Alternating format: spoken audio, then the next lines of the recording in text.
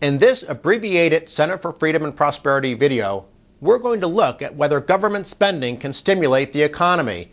I'm Dan Mitchell of the Cato Institute, and we're discussing this issue because a lot of politicians claim that bigger government improves growth.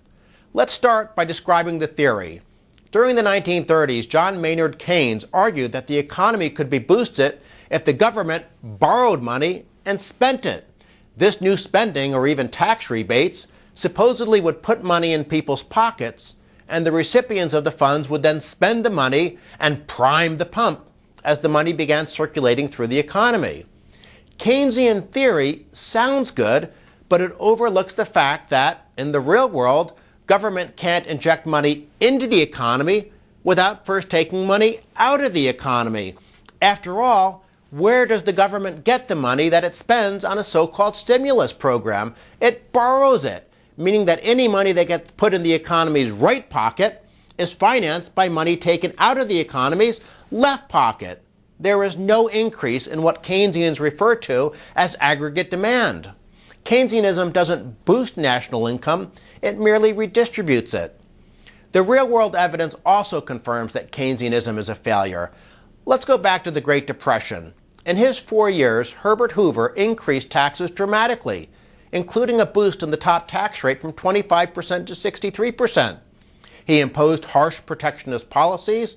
He significantly increased government intervention in private markets. Most important, at least from a Keynesian perspective, he boosted government spending by 47% in just 4 years. And he certainly had no problem financing that spending with debt. He entered office in 1929 when there was a surplus, and he left office in 1933 with a deficit of 4.5% of GDP. So how did Hoover's big government Keynesian experiment work? As the chart shows, growth went down and unemployment went up. Unfortunately, Roosevelt largely followed the same approach. The top tax rate was boosted to 79%, and government intervention became more pervasive. Government spending skyrocketed, rising by 106% between 1933 and 1940. But this big government approach didn't work for Roosevelt any better than it did for Hoover. Unemployment remained very high throughout the 1930s, and overall output did not get back to the 1929 level until World War II. Other Keynesian efforts also failed.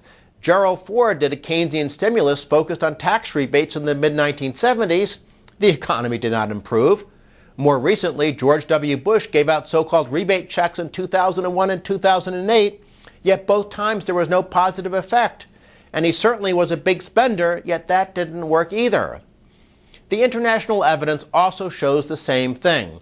The clearest example may be Japan, which throughout the 1990s tried to use so-called stimulus packages to jumpstart a stagnant economy.